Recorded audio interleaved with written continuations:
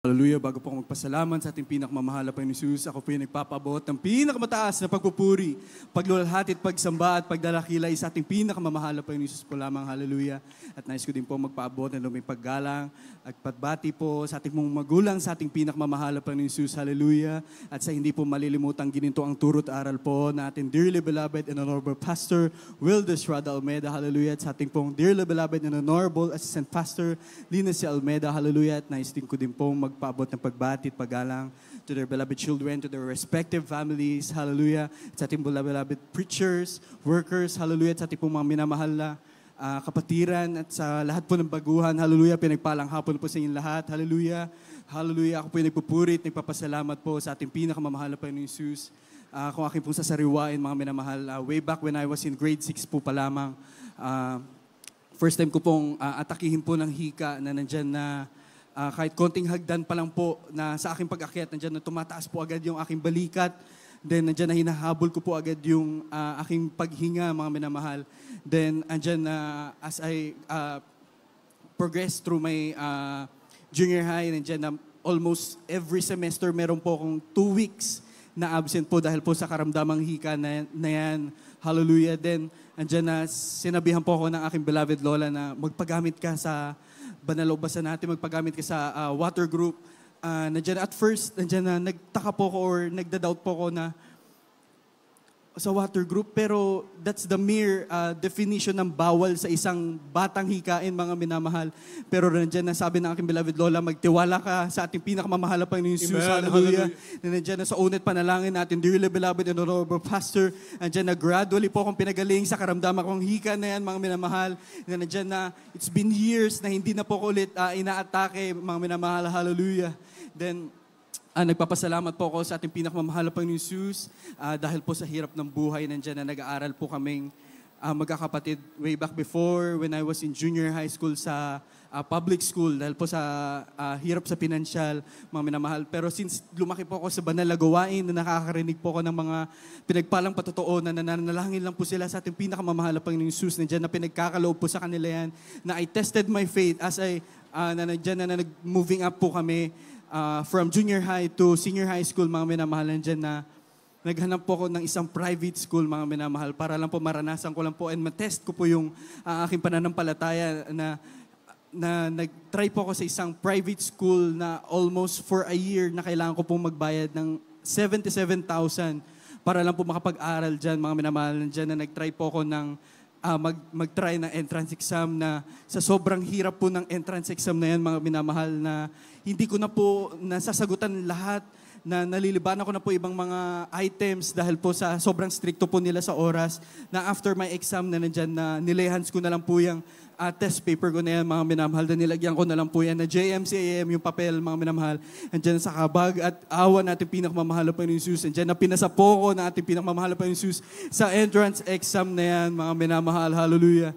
Na instead of paying 77,000 and andyan na nagbabayad na lang po ko ng 6,000, mga minamahal. Hallelujah. At yung 6,000 na yan, may ginagamit pa po ating pinakamamahal na Panginoon Jesus para bayaran niya na almost for 2 years, wala po akong binabayaran ni piso. Hallelujah.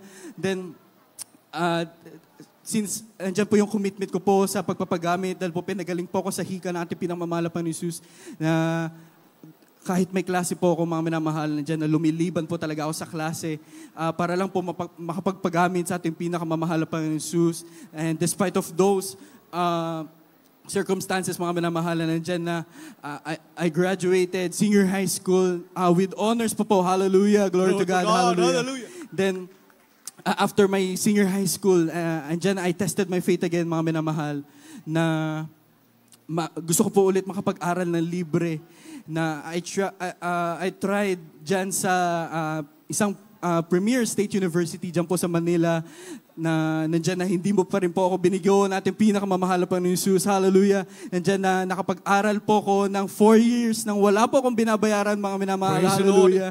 Then, despite of may dumating po kami na isang professor na tumapat po sa amin na kinatatakutan po ng aming department.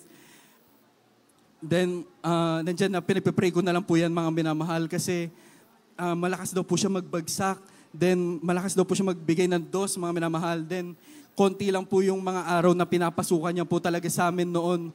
Almost for a certain semester, 4 na beses lang po siya noon nagklase.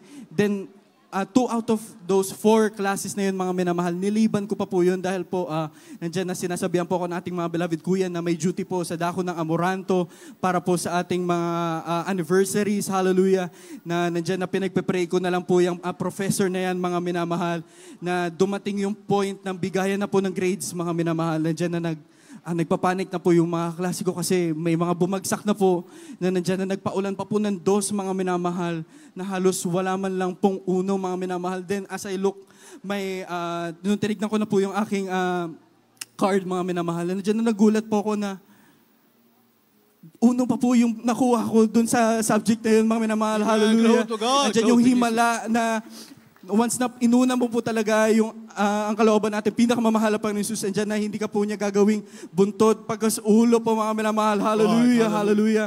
Then, since nandyan po na sa pagpapatuloy ko po sa college, na may times po talaga na nililibanan ko po talaga yung mga klase ko po para po sa pagpapagamit, hallelujah, na nandyan na dumating na po yung graduation day na po namin, mga minamahal. Then, sa habag at awa po natin pinakamamahal na Panginoon Jesus. Sa ganang akin, wala po akong magagawa, mga minamahal. Pero nandiyan na, I graduated cum laude pa po out of among our class. Hallelujah, glory to God. Hallelujah. Then, nandiyan po na nagsabi po ako sa ating pinamamahal na Panginoon Jesus na after I graduated, papalipasin ko na lang po muna yung talipaw or yung church anniversary po natin bago po ako mag-apply ng trabaho, mga minamahal. Pero pag nandiyan na may lumapit po sa akin or may nag-offer po sa akin ng trabaho na alam ko pong galing sa ating pinakamamahal na Panginoon Jesus, hallelujah, hindi ko po yan tatanggihan, mga minamahal. Sinabi ko po yan. Then, dumating yung point na may nag-offer po sa akin ng job opportunity, mga minamahal. Then, sobrang smooth po ng process na dumating na po kami sa interview nung trabaho na yan. Then, at the end of our interview, tinanong na po ako nung nag-interview po sa akin na i-accept mo na ba yung offer namin sa'yo? Nandiyan na I responded na hindi na po muna. Then tinanong po ko, bakit ayaw mo? Na nandiyan na nagdahilan po ko na mababa pa po yung sahod na ino-offer sa akin, mga minamahal. Then ang sabi po sa akin nung nag-interview na yan, sa lahat ng associate na inofferan namin, ito na yung pinakamataas. Sigurado ka bang tatanggihan mo pa to?